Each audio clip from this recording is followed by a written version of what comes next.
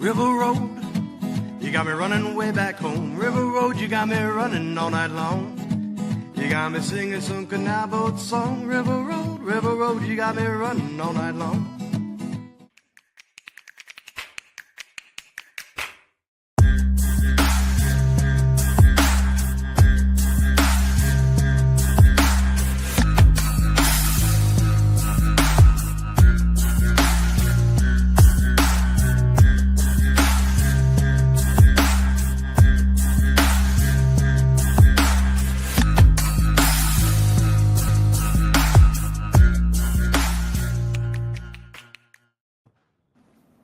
All right, everybody, welcome to another episode of Niner Nuts. I'm Dan here along with Mr. Jimmy B and Eric. The gang's all here. Gentlemen, how are we doing? I'm doing good. Can't complain. Hell I yeah. could, no one would give a crap. Could, but what is to be gained? Who would have the open ears to listen? Yeah, exactly. Well, gentlemen, it is, of course, Victory Monday, but I pose the question to you all, to everybody, not just us.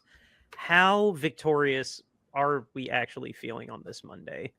And yes, longtime listeners, last year we dedicated time to talking about every game, but I kind of threw a veto card in on that one this week because, yeah, we got the victory this week for us in this very, I will call it a sloppy, fluky, lucky, like a win's a win, sure. But when you look at the way we won and the injuries that piled up before, and as of 30 minutes before we started taping, literally right now, the post-game injury report from Kyle Shanahan, was it really worth it?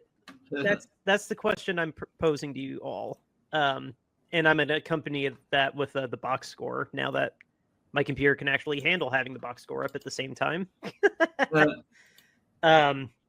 So just to get the nerdy numbers out of the way, 17-13, we did beat Seattle. So objectively, this is exactly what we needed to have happen. We can hold this tiebreaker against Seattle for the rest of the season, literally the rest of the season, since we don't play them again until week 18. We squeaked it out. Brock Purdy, his passer rating was 92. He did throw 2 picks to 2 touchdowns, and I couldn't believe that he was up to 277 passing yards, given that, like, just, I don't know, it didn't seem like he was throwing to anybody that wasn't named Christian or 4 passes to Pearsall. But running-wise, we did pretty good. Christian and Brian, they looked like a good 1-2 punch to me. But yeah, with Purdy scrambling too, got over 100, almost 120 yards rushing, but no rushing touchdowns. Pearsall and McCaffrey, they carried the brunt of the passing game, except obviously Jake Tungus, I think is how you say that. He got the game-winning touchdown, and Kittle, before he pulled his hammy, spoiler alert, he caught the other touchdown. And then defensively, I'm not going through all the stat sheets except Nick Bosa, his 1 sack came in when it mattered the most. Thank God he ended the game, and if he was only going to get 1 sack, that was the perfect time too. As for Sam Darnold, we held him to 150 passing yards, no touchdowns or picks, but he had a critical game-costing fumble for his 1 turnover. The entire Seattle rushing attack, we held under 100 yards despite the Charbonnet touchdown that was a 1-yard push-in after a fluky pass interference. And then their passing game was virtually non-existent outside of JSN, as noted by his stat line. But he also had a fumble, a very critical fumble, recovered by one of our rookies. Way to go, Stout. Or not Stout. Was it a Seagull? Yeah, okay. Yeah, Seagull. Then anyway, that's all the nerdy number stuff, and I'll still leave it up there. But I guess to kind of guide this to not be so far over the place, there is a lot of negative to unpack out of this and a lot of worry to unpack out of this, but I want to go ahead and get your guys' opinion on one thing that I thought was really good in the game. I thought our defense honestly did pretty damn good, all things considered. Like, we can go down the line and see how Seattle does the rest of the way and then determine there, like, oh, we just played a good we just had a good defensive outing because Seattle actually sucked. Like, there's certainly an argument that could be made for that. It didn't look like Seattle's offense was clicking in any way, shape, or form. But I'm going to be the optimist on this side and say that our front seven, honestly, we only hit Darnold once, but I thought we were generating pressure decently on the defensive line. I thought our secondary looked very good despite being very, very young. I don't know. There's a couple welcome to the NFL moments for Seigel and Upton Stout, but there are a couple times where they really made the plays that mattered. I remember Stout had a really nice pass breakup, and Seigel got the fumble recovery. I like. It's going to be overshadowed by the injuries and how sloppy it was on offense, but I want to give the roses to our defense. I thought, honestly, with the first game back for Robert Saleh, we did pretty darn good. Honestly, the game was indicative of the first week in the NFL. Now that teams aren't putting their players out in preseason to do anything, we have seen, a crazy first week where like pretty much every win is somehow an ugly win all around the league. I mean, you even look at Cincinnati and Cleveland. Cleveland like basically shut down the Bengals in the second half and still lost. Like, so this was no different than pretty much every other game in the NFL this week. I mean, even starting with the Eagles, game that proved to be like, yeah, we're kind of, practicing to get to, our full capabilities. And basically, this first game, it seemed like every game around the league was just basically sloppy, and whoever had a little bit more grit than the other team was, basically the one that won. Yeah, I mean, I like your optimism, Dan, but I mean, at the same time, I agree with a lot of what Jimmy's saying there. I mean, it's week one, and you just don't know yet. I mean, I'm not ready to say that the 49ers defense is good. I mean, they certainly performed well, minus the 124 to JSN. I'm a little concerned about the fact that we let one guy get 124 yards against us. But I mean, there was one point in time where, Darnold had like 83 yards passing, I think, at like the half or something like that. And I mean, like, that was pretty impressive to see. And I mean, they clearly shut down the running game when, the run game has been something that we haven't been able to stop for the last 2 years. So that was good to see. And there were a lot of questions on whether or not the 49ers would be able to shut down the running game with the new rookies and stuff that they were going to be playing along that defensive line. So I'm encouraged by what I see, but could we be sitting here 6 weeks from now and just realize that Seattle is poo? I mean, highly possible. That's what I'm willing to concede, is that Seattle come 4 weeks from now might just still be a terrible offense and probably even worse than last year. Because, I mean, when you throw 50 times a game, you're probably going to hit a couple, like 2 or 3 nice big bombs, but they just look completely out of sorts altogether. They couldn't run or pass this time, seemingly. Yeah. And I don't know, and it's just too early to know if that was a factor of our defense, making Darnold see things, see ghosts, we'll say, like he said back in the day against the Patriots. I don't know if he was just seeing things that he didn't know what to see and was confused out there, or if their offense is just really, not well baked and not running well or whatever yet. I'm unsure. Like I said, I'm a little concerned about the 124 to JSN. That concerns me when we play some other top flight receivers or teams that have maybe 2 top flight receivers, how we're going to shut them down. But I mean, we'll see as the season goes on, but I am encouraged by the defense and the defensive performance. I would have liked to have seen Darnold get dirty a little bit more. I would have liked to have seen him knocked down a few more times. I mean, thank God. I don't know what that noise was. Thank God Bosa knocked him down, or he didn't really even knock him down, at least bumped into him on that last play of the game there. He threw the right tackle literally into him. Yeah. I thought Darnold just held the ball way too far down on his hip and like incidentally bounced it off the guy's butt. But no, the guy was thrown into Bosa. Like, it was only incidental because Bosa made it happen. And then somehow that's still credited as a sack. Yeah, I don't at all understand how that's a sack, but I mean, whatever. But yeah, I mean, I would have liked to have seen more pressure on Darnold, because I don't think that the Seattle offensive line is that good, which I'm basing that off the fact that they didn't get very many rushing yards. But we'll see. We'll see more as the season goes along. I didn't hear our rookie's name called very much, Michael Williams. I don't remember hearing his name called. That's a little disappointing. I'd like to hear his name called a little bit more on the broadcast. It means he's getting involved and making plays. Didn't really hear that. I'd have to look through the numbers to see, what he actually did and what he accomplished. I have that. He's got one tackle. That was all it was. Yeah, just one credit tackle. So, I mean, he's got. Do you know how many snaps he played? I don't. So, but, not that detailed on here. You figure he would have played more snaps than just a handful. He was an outright starter, so he probably played most of the game. Yeah. So, I mean, good and bad on the defensive side of the ball. So, I mean, I'm willing to concede that it was promising, at least. Certainly much better than what we've seen in previous years.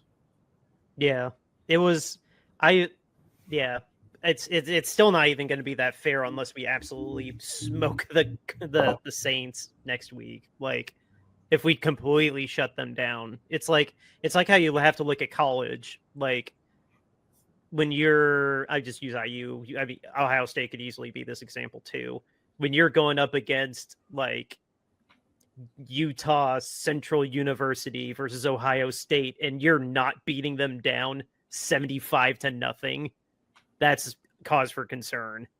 Like, if we're not steamrolling the Saints defensively, like offensively, we'll address why we probably will struggle to even score 17 points next time. But if we're not smothering them to literally like 3 points next week, from what I gathered how they play against the Cardinals, then it'll be a little bit of a cause of concern, I think. But yeah, I'll agree with you. It was definitely promising. I want to cling on to this one bit of optimism. Yeah, no, I think that's fine. I agree with you. I mean, next week should be a good test for the defense as well. I mean, in terms of another team that they should really be able to shut down and, take their offense completely out of the game. Yeah. If they're this good. I mean, I'm not looking for a beatdown. Like, generally in the NFL, you don't get anything extra for style points. Like, a win is a win is a win-win. And especially in these early weeks with teams figuring out who they are, and things like that. And like, the Saints, the past couple of years, the first two games of the season, they've been a really tough out for the most part, especially in like the first 2 weeks of the season. So at times they look like they're going to be the team to beat this year. And then of course reality sets in and they're still the Saints. But, this is early in the year where they tend to, kind of give teams problems, come out with a scrappy win or something like that. And like I said, these guys, this is the most action that they've seen, all of through training camp and stuff. They're just, so it's hard to sit here, for me at least, to sit here and say like the 49ers absolutely have to go out there and beat the tar out of the Saints when it's the second week of the season. I mean, if we just look at the Eagles last year, the Eagles in the first 4 weeks of the season went 2-2. They had a bye week. They come back in week 6 to play the Browns, and they barely beat the Browns. So these early season games, these gritty wins, It's pretty much like do whatever you can to win as you start to learn about yourselves and start to figure out and come together. So I'm not expecting the 49ers to go out and obliterate the Saints next week. They could. It'd be great if they did, but at this point in the season, it's hard to expect anybody to truly outplay anybody. Now, it does happen. We saw what happened with the Colts and, the Dolphins. I mean, Daniel Jones looked like Peyton Manning for, all of a sudden. And so, you just don't know. And that's the thing. Do we really believe in the Colts and being this, dominant team? I don't think anybody really believes that of the Colts, after week 1, that they're just going to go out there and they're we're going to win, 13, 14 games just because they outplayed the Dolphins, That's what I was telling people at work today was slow your roll. Yes, that was a great win. I think that said so much more about the Dolphins being ass this year. The Colts are going to be playing Denver next week. That will be the real litmus test because Denver's pretty legit. Yeah. Well, I was looking at the numbers. Spencer Rattler, the rattlesnake, he threw for 46 times in this game against Arizona. I hope that he throws for 46 times against us. Oh God! Oh my God! You don't throw that many times. I'm not really sure what the coaching staff there had in mind when they thought it was a good idea to have him throw for 46 times, but they did. How many times did Kamara run it? 12? 11, yeah. Oh, almost nailed it. What's going on with Kellen, dude? Well, Kellen, when he was in Dallas, had Dak, and it was primarily, he wanted to pass the ball. When they had Ezekiel, they were pretty balanced, but once Zeke got out of there, pretty much every offensive coordinator in the league wants to pass the ball. That's just the way things are, and they will do that. But having that much of a difference just isn't good, and it needs to be at most a 60-40 mix run pass, I think, to truly be successful in the NFL and have a balanced offense. Absolutely.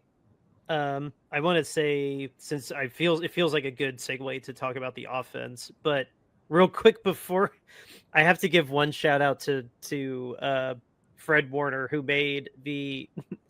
on the Athletics write-up of the game got the injury tag kicked in face. I did see that.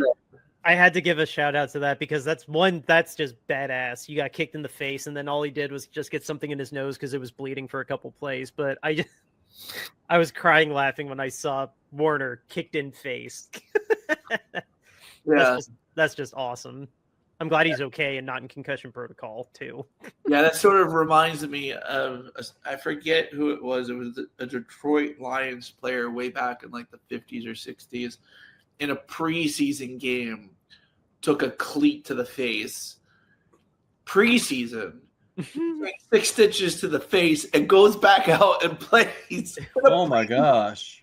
These games don't count, and he's out. He has 6 stitches in his face. Oh my God! In a preseason game, and he went back out and played and finished the game. Antonio Brown kicked the Browns punter in the face doing a return. I remember a few years ago.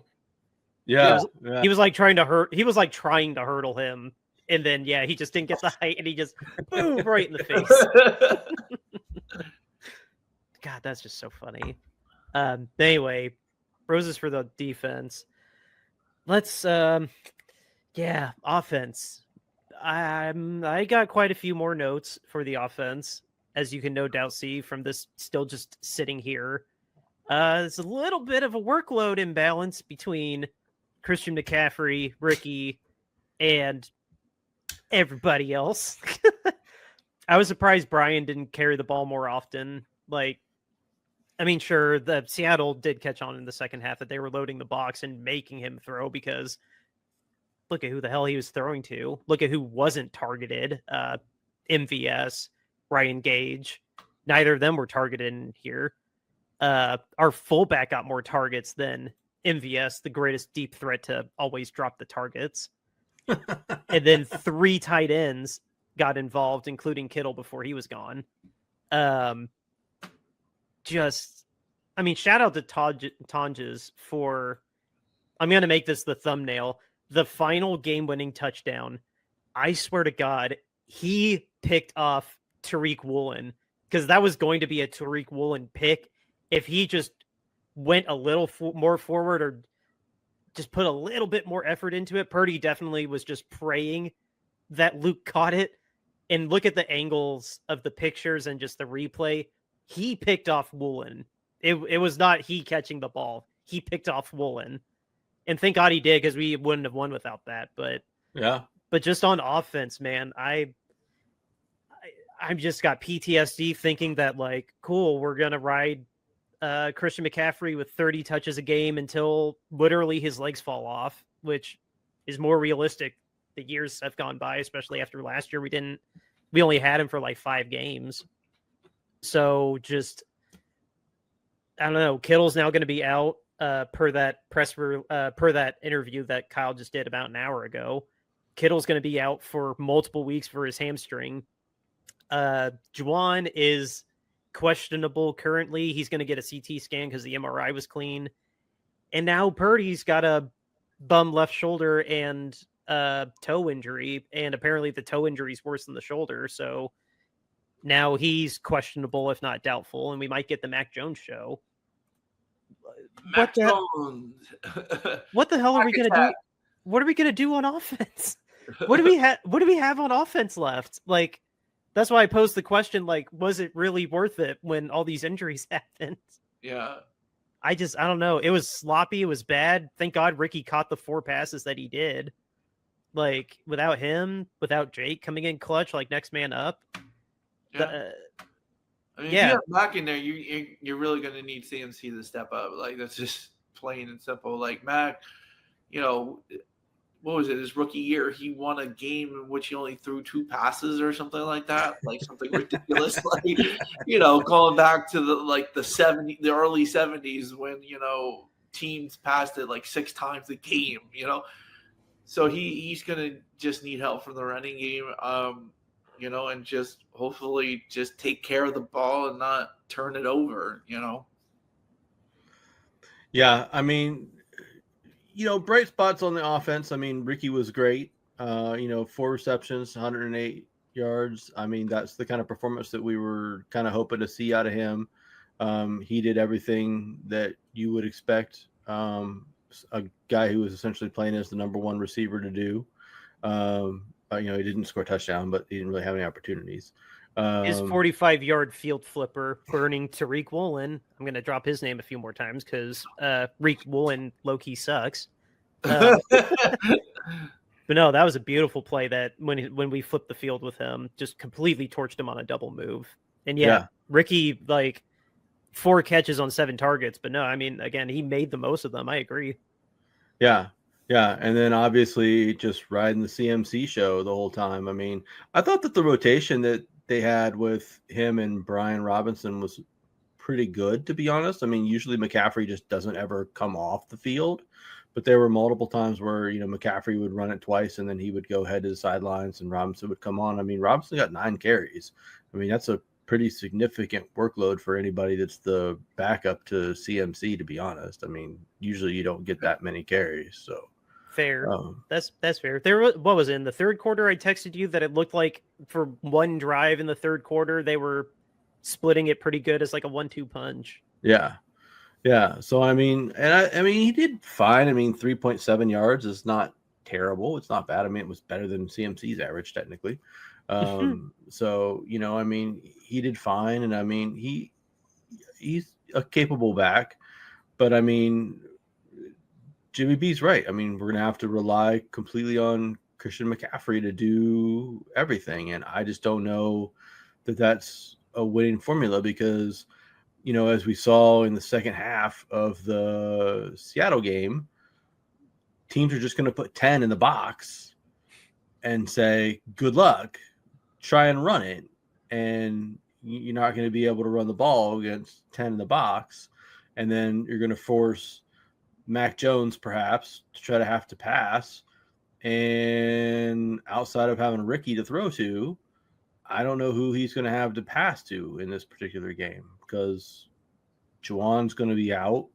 Kittle's going to be out. We did just sign Kendrick Bourne, so he'll be back. But I mean, he's only going to know a handful of plays. So, I mean, I just don't know. Maybe a guy like Gage gets involved a bit more because Mac has probably been throwing to him more in practices since they've both been on like second squad or whatever. I just don't know. Hodges might be a fun fantasy sleeper. He might be. Maybe. I mean, they're probably going to have to call up a third tight end from the practice squad too. I mean, they're going to have a third tight end. You can't really play with just two. So, I mean, it's just a disaster right now. But, I mean, this was the problem with the 49ers going into this season the entire time is that they had kind of, I'll say elite players at all the kind of core positions, but it's very thin. There's not a lot of depth to all that. And we knew that if they suffered injuries at any of these positions, there was a big drop off below that. And the receiving room has been that way all season long. And then, Kittle going out has just amplified that because he was supposed to help fill that gap. And now he's not going to be there. So I don't know what they do. I don't know where they generate offense, but we talked about it on one of the not pregame shows, but one of the previous shows that we did was that, hopefully, we're playing the Saints next week and then we play somebody else that's not real good. And then don't we play the Rams in week 3 or is that week 4? 5. Oh, who's week 3 and 4? I'll tell you in a second. Because we'll get to we'll get Robinson back, thank God, week 4. So that's going to help.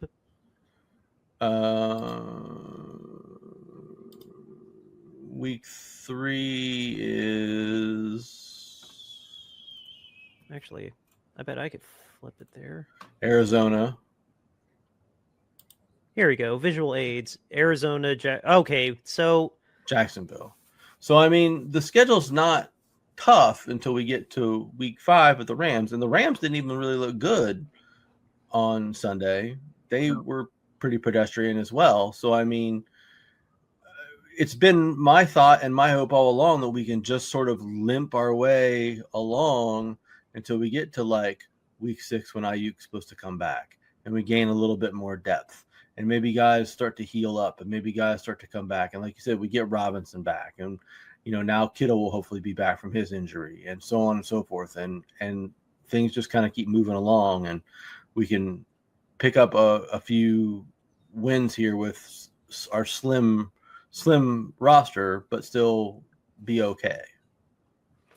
Yeah, the schedulers really bailed us out. I thought the Rams were in week 3, but no, it's Saints who were terrible yesterday, the Cardinals who sure got the win, but the Cardinals are still very much a work in progress. Jacksonville. I mean, we just have to see how the Rams are in a month, but I always, me, I'm always scared of the Rams unless they're absolutely free falling by then. Then my boy Baker again. Then Michael Penix honestly put up that game was exciting. I did watch that game pretty close at 1:00 split with the Colts. Yeah, that was a pretty big hell of a nail biter. I'll give him that.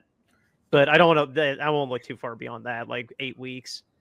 Yeah, but I mean the schedule gets harder once we get to the Rams. But I mean prior to that, it's okay. It's manageable. I mean, like we can, if we play good, like we talked about before on one of the previous shows, if we play good defense and the defense does what it's supposed to do, which is really limit and control the other team, like Seattle, we controlled them to just 13 points.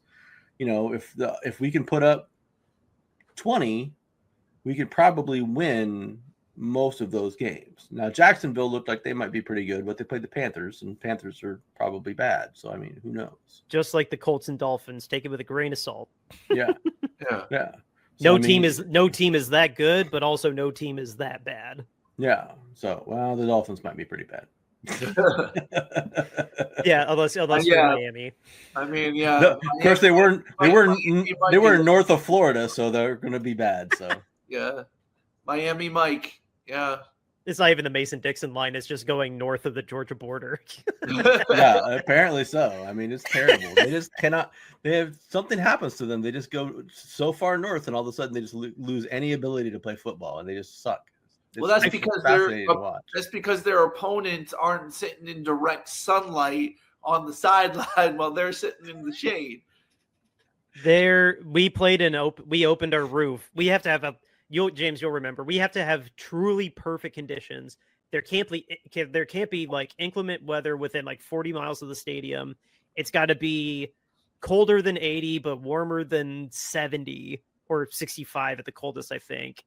And like the wind gusts have to be lower than 10 miles an hour. Like it makes it almost pointless because it's Indiana. Our weather isn't stable. So why we have a retractable roof doesn't make any sense. But yeah, the Dolphins played in our actually surprisingly chilly for a surprisingly chilly day in September, and the roof was open. So I didn't even realize it had a retractable roof until that game on Sunday. Well, yeah, exactly. Do you need me to list the 4 things that have to happen that never happen at the same time? It goes sideways. It goes sideways too. Like, it's cool when they do open it. That's probably the one time they'll have it open until 2027. That's hilarious. Not like the open Lightning Stadium in Philadelphia. Yeah. Lightning delays actually happen in LA too. Remember that, because it's not actually fully enclosed. Yeah.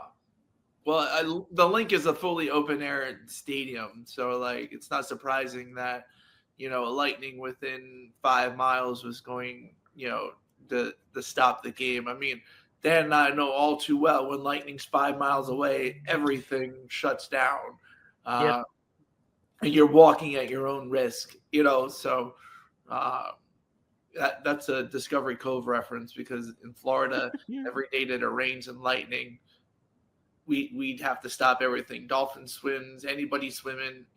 The world shuts down. Yeah. I want to highlight here real quick. We need to move on to our special teams. Maybe, unless you disagree, it's the most glaring. I think it's the most glaring problem we have right now, because offense, we already know what the problem is. We're injured to hell and back. That's the problem with offense. But Mr. Moody, I admire that Kyle went up there and with a straight face said that he's absolutely going to stay our kicker, with the faces that he was making on the sideline. Definitely not his face, definitely not agreeing with his words at all. Yeah. And I don't blame him. Yes, one of them was blocked, but you doinked another kick. And frankly, I really want to make this a poll question. Does anybody notice that the kicks he does make, pretty much all of them are like just in, or just, he barely makes the ones that he does make. Like, a make is a make, but James, did you notice that when he makes a kick, it usually is a barely made it?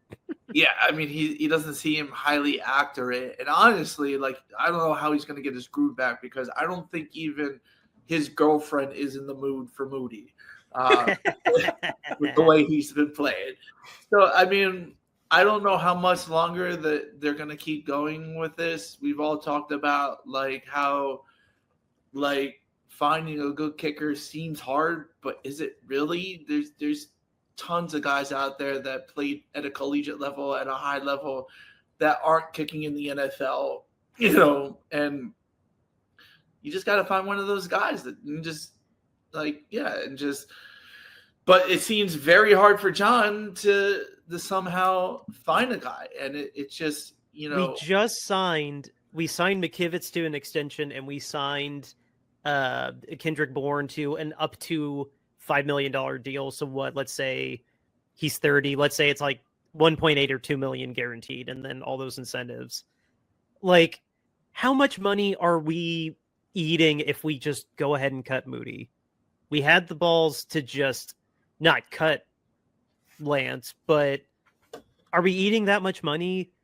Is this man not a grown adult that would understand if we just fourth round, right? It was the fourth round you drafted him? Third round. Third round. Does this man not understand that like this is a business and like you weren't performing to the business standards? Like he's a big boy. He can take the $3 million he's already earned and be fine. Like it's like yeah, I'm sure like you know, if how much dead money are we actually eating? Like let's just effing cut him.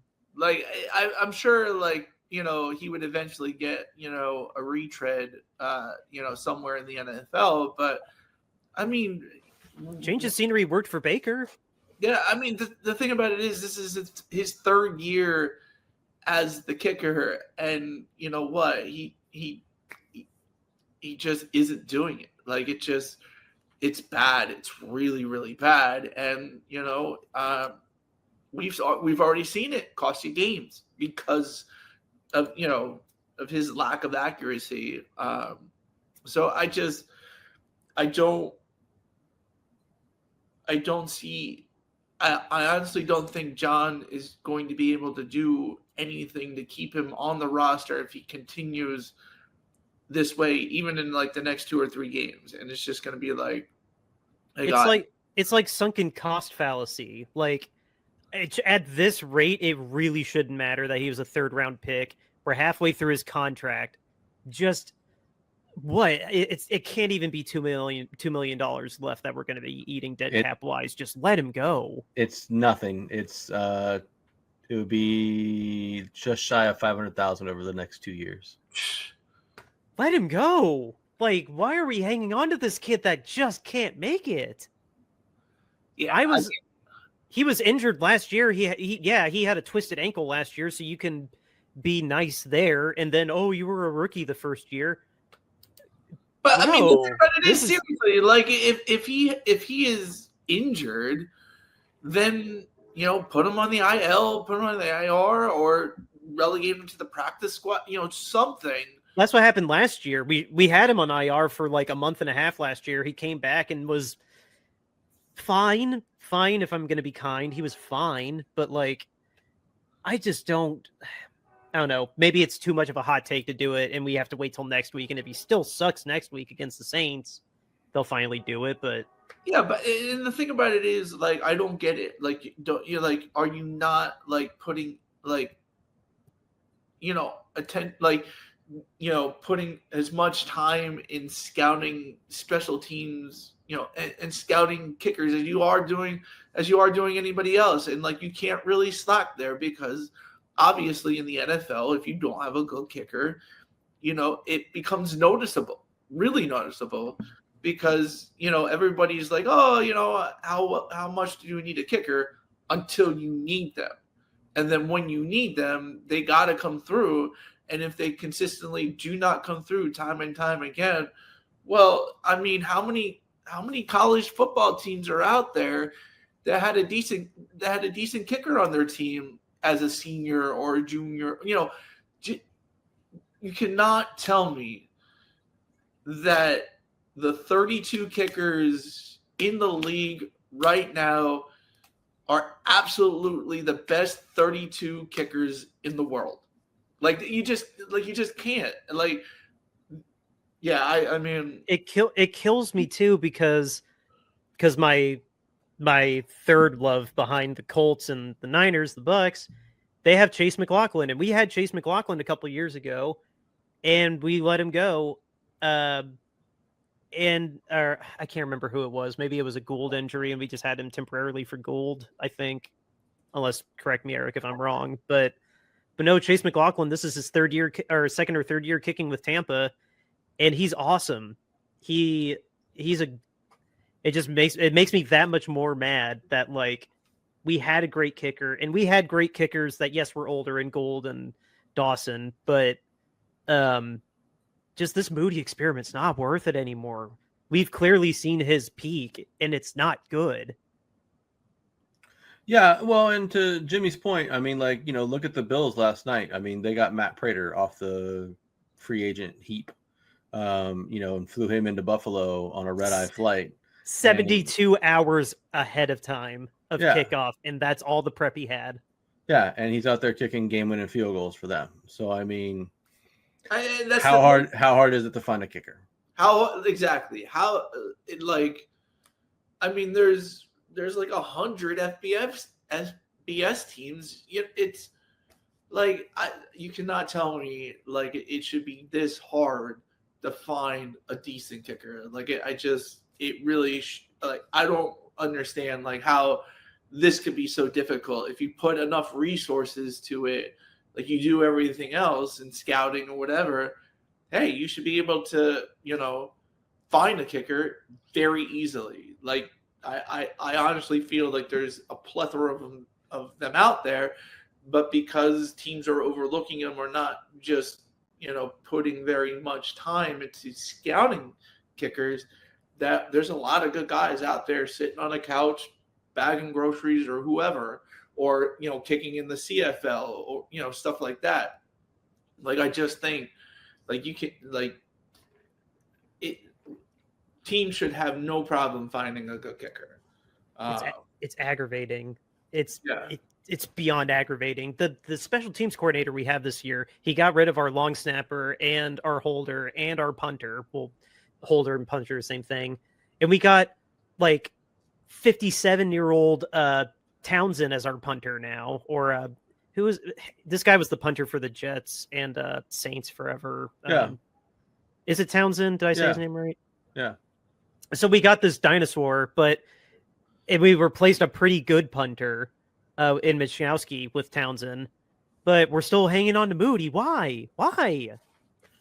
Like I don't know, but I bet your bottom dollar that Moody's got about one more miss in him, and he won't be around for much longer. So yeah, no, cool. You're a 3rd round pick from Michigan, and you had an amazing year in Michigan. You're 2 years and change in your career, and sure, you had an ankle injury last year, but your rookie year and yes, 1 game into this year, you're not making a good case that you're any good.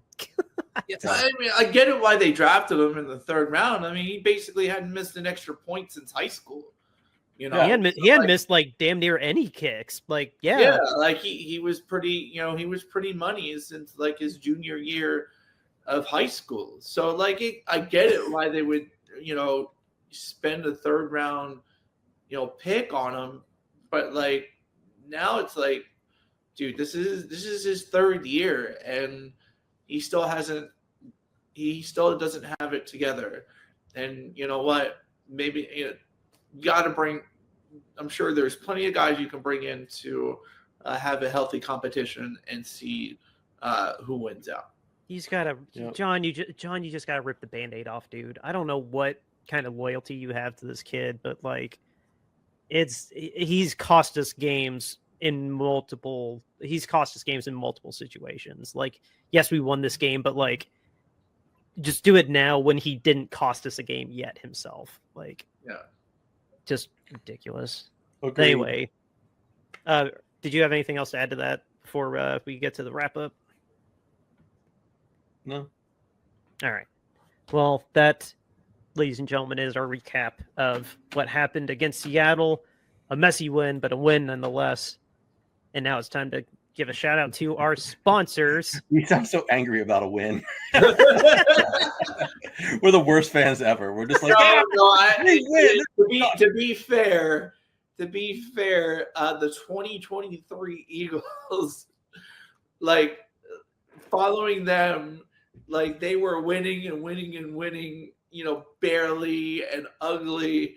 And, as much as like, we love our team in Philadelphia, it was the same way. It was just like, they can't keep doing this, this winning ugly and stuff like that. And eventually it was not sustainable. Yeah, it's not sustainable. And it was something like they would win, but you would just look at the team with like your eyes and you're just like, yeah, they're not really good. They're just really good at just kind of eking things out. But somebody's going to come here, a good team's going to come here, and they're just going to, crush them. And I ended up being the 49ers that year. But yeah, I know the feeling. I know the feeling of watching a team who won a game and you're like, this team is crap. So like, dude, last year's Chiefs, like 2019 or 20s Steelers, that Steelers team that won like 12 games in a row and then just completely fell apart. But anyway, hopefully our season. I don't know. We'll see. We'll see how it goes. It's only week 1. Yeah. But anyway, on to our sponsor, Royal Retros. What is Royal Retros? It's your go-to place to get yourself an authentic throwback jersey, whether you are a football fan or a fan of one of the other major sports, basketball, baseball, what have you. You can get it at royalretros.com. And with the Bay Area fans out there listening to this show, go check out the Candlestick collection. It's curated with you in mind. And when you find something that you like, use the promo code Shady Sports and get 10% off of your entire order, not just the Candlestick collection or select items. It's 10% off of your entire order when you use the promo code Shady Sports at checkout. Again, royalretros.com, promo code Shady Sports to get 10% off of your entire order. It helps us out. It helps Sam and Shady Sports Network and all the Shady Sports Network family out. Go check out royalretros.com. Go get yourself an authentic throwback jersey today. James, tell the people about our t-shirts. Hey guys, we've been over a year at this, raising funds for Mountain Comprehensive Care Centers in Kentucky. Basically, there's a lack of accountability for NFL owners in the league. They seem to be do very bad things, and it's like nobody hears about it. If you remember back to Daniel Snyder in the ESPN report, he had a blackmail PowerPoint with 31 slides on it. So yeah, everybody's team has got an owner with something going on, and the NFL knows about it. Even when the news comes out, it somehow gets buried, and it doesn't make any treadway. For instance, recently in the past year, we've seen that the New Orleans Saints were helping the Catholic Diocese of New Orleans hide pedophiles. That is true, and the emails have finally been released, so you can go find that on the internet. Anyway, the reason why we say this is because if a player somehow does something illegal, against the law, or whatever, I'm sure we all hear about it the next day. It's one of the biggest talking points for at least a week. And so that lack of accountability that is there for owners and players are just seem to be held to a higher standard, even though Roger Goodell has been quoted as saying that owner standards are to be held at a higher standard than players. But actually, you can see what we're saying on there. Owner standards are less than player standards. Here's our message on a shirt. $22.99 gets you that in a t-shirt. We have different colors, different sizes. We also have, hoodies and other things that you can get that in. Wintertime coming up. Maybe we've got one of those. Next up, we have our podcast logo art. You'll find this anywhere on our YouTube channel for our profile, Spotify, anywhere you listen to us or watch us. This is our profile picture. $22.99 gets you that in a t-shirt, and we have different styles, different sizes of that. Here we have our alternate logo. $22.99 gets you that in a t-shirt, different colors, different sizes. And finally, last but not least, our mascot, a peanut, eating nuts while cheering on the San Francisco 49ers. $29.99 gets you that in a t-shirt. Donate to Mountain Comprehensive Care Centers today. All the proceeds go to charity. We just want you to have a cool shirt when donating. Yep. And just again to remind you, information on Mountain Comprehensive Care Center as well as a link to the store are both in the show notes below the YouTube page or whatever podcast form you're listening to. It's in the show notes. What we got in the news, I was just flabbergasted at the injury report with Purdy being on it. I didn't see any other news other than the Bears are playing right now without Jalen Johnson. That was a very surprise inactive. He's apparently got some injuries. Did you guys catch anything else noteworthy in the news? The Giants are sticking with Russell Wilson as QB1 versus the Cowboys. So Cowboys are the bet for next week. And the Jaguars have shipped Tank Bigsby over to your Eagles, Jimmy B, for some picks. Oh, really? Yep. Okay, that's what's up. Some interesting depth behind Saquon, even though he's never going to get off the field. Yeah. I mean, well, we lost. Was it? I think Shipley might have gotten injured. I'm not really sure. Okay. I know Van Summeren got injured, and he's had and it's a season-ending injury, so they might be bringing him to replace him at fullback or something like that.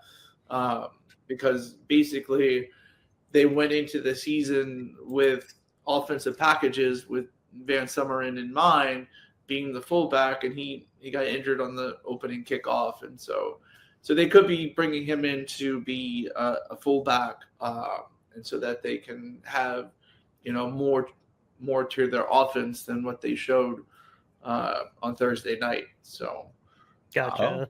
Another interesting little tidbit. When we were talking about Moody and everything like that, the Falcons are going to be bringing in competition for I don't know how to say his name, Younghoe Koo. Younghoe Koo, really? Younghoe Koo, yeah. Well, he missed the kick. He missed the kick, right? He missed what would have been the game winner. Yeah. Yep. So they're going to be bringing in competition for him this week to see how that goes. So, there's a little message for you, John. That's how you do it. Bring in some competition. Light a fire under his ass. Yeah, Younghoe Koo. That's impressive. He's a good kicker. Yeah, he made the Pro Bowl a couple years ago. He's really good. Yeah, or was. I'll be happy. Falcons can cut him, and maybe we can pick him up. Bro, I'll take any. Not Anders Coulson. I don't want him near our roster again. Anders sucks. But outside, as long as it's not Anders Coulson, I'll take anybody. Yeah. I mean, like a couple. What was it? Was it 2023? Where it was either, I think it was 2023 or 2022, when the Eagles went into the game against the Cardinals in Arizona, and Jake Elliott got put on the injury report. Eagles find Cameron Dicker, the kicker, and they bring him on. He kicks the game-winning field goal. He goes, and then now he's on the Chargers. And that dude was not on a roster at the beginning of the season. Yeah.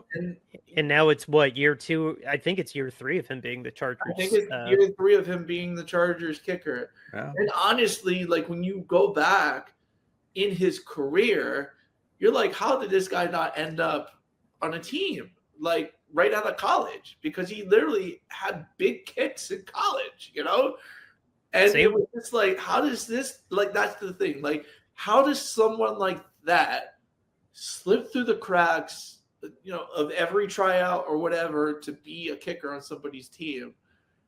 It's like Chase McLaughlin. He was with us for a hot minute, then he was with the Colts for a hot minute, and now he's on his own second or third contract third year with Tampa. And we had him first, damn it. Like, and Chase is a great kicker. I mean, even the Jaguars, like, they found a dude that can kick a 70-yard field goal. Yeah. So Cam Little's on my fantasy team. Yeah, you basically just need a touchback, and then you're ready in field goal range. Yeah, for real. You get it spotted at the 35. You need what, 5 yards? Something ridiculous. Field goal. Yeah. He was actually. He did pretty good for me. He didn't kick a 70-yarder, but he got me, I think, 14 or 15 points, even though Derrick Henry single-handedly steamrolled my team last night. Oh, he single-handedly steamrolled a couple of Buffalo Bills, too. Yeah. God, for real. Even if I played, I'll wrap it up after this, but I had Jared Goff starting and Aaron Rodgers on the bench. I didn't know Aaron Rodgers was going to go off for 300 yards and 4 touchdowns yesterday. Sorry for not thinking that highly of. I didn't. He proved me wrong. Did, Dan. Nobody did. Well, that just goes to prove you that there's a quarterback's black hole in New York. Like, it's just one of those places where, like, doesn't matter how good you've been or whatever, the minute you set foot as a quarterback for New York right now, you are just meant to play like crap. Tell Justin Fields. Like, you just forget how to play quarterback. Like, your brain just melts out to your ears, and like you just Tell Who that do I to throw the ball to? How long do I got to get rid of it? Oh no! Russell Wilson's carrying on the Daniel Jones legacy, but tell that to Justin Fields. Justin Fields had probably his best game as a pro and still lost. Yeah. Like that was a phenomenal. Let's see if they can keep it up. It looks like Aaron Glenn at least made a hell of a first impression as a Jets head coach. I mean, yeah, I guess I did see, where Fields did have a good day, and we'll see if he can keep that going. I mean, at least he has a proper number now. Like, like he has a quarterback's number, So Yeah. I mean, let's pump the brakes a little bit on Justin Fields. Justin Fields had 218 yards and 1 touchdown. That's it. Didn't he rush for 2? He did rush for 2 touchdowns, but that's all he does is run the ball.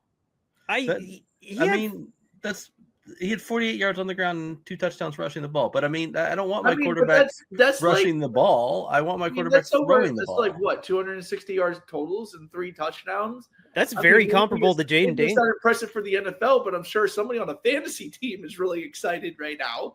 Yeah, the guy I was going against.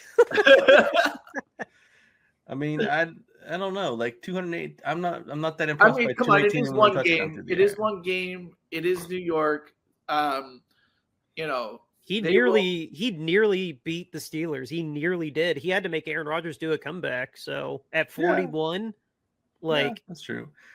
See, I wanted to be the only podcast in the nation that didn't slurp Aaron Rodgers, and we failed. We're now slurping Aaron Rodgers.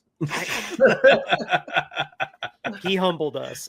He can take this win. He certainly humbled me, and I'm probably going to have to make him my starter now. So he can take this little victory. He's not washed up, at least right now. Who else is your starter? Right this week it was Jared Goff, but he's getting benched for Rodgers. Ooh, yeah. He put up 10 points, and the Lions scored 13. Yeah, it was terrible, absolutely terrible. That is bad. Jared Goff, I think, in his career only has 10 wins when he's not being coached by Sean McVay or Ben Johnson as OC. Actually, I think it's less. I think it's like 3 wins. Oh, it's only 3. Yeah, it's not like I don't think it's 10. I don't think it's 10 wins. It's like 3, 18, and 1 or something like that. It's a losing record. I saw that this morning. It's really bad. Without Ben Johnson or Sean McVay, Jared Goff is just ass. Yeah. Well, Detroit plays Chicago, so wait to see how the Bears do tonight against the Vikings and see how that shakes out. And then Pittsburgh plays Seattle, which obviously you know how that just shook out. So I would say Aaron Rodgers is probably a good start next week. Yeah. You didn't even need to say that, but now it's just solidified that just keep playing ball, and I'll keep my mouth shut until you start sucking again, I guess. I don't know. Till his arm falls off. Yeah. Well, with that, guys, we continue our road game, our road. Oh my God, I'm spacing on what to call it. Our road trip, because we're going from Seattle to New Orleans. It's a 1:00 game on Fox. Don't know who the broadcasters are yet. But yeah, we'll be facing the Saints next Sunday at 1, and we will be back on Thursday for our parlay episode for week 2. James? Outro music, River Road, Justin Muth. Catch you guys on Thursday. Let's beat the Saints.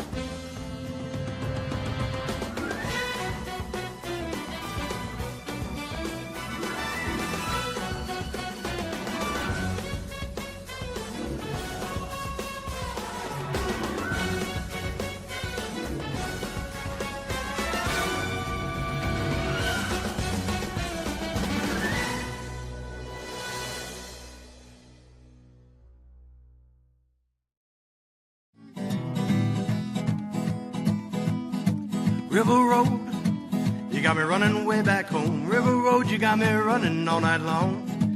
You got me singing some canal boat song. River Road, you got me running all night long. River Road, where have all the women gone? Have they kissed her hand and waved you bye-bye? Have they thought about crossing your double yellow lines? River Road, they love the way you wind.